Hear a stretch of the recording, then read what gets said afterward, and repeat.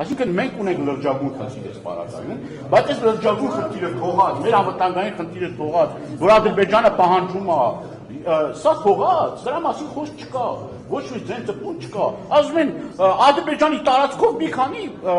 վագոն ծորեն եք ստացել, չգիտեմ, անասնակի, դա լուրջ է, սա համարում եք ձեռք բերում, այն ֆոնին, որ Ալիևը համարում է Սևանը ժողջ է, Վարդենիսը բասակվիչ է,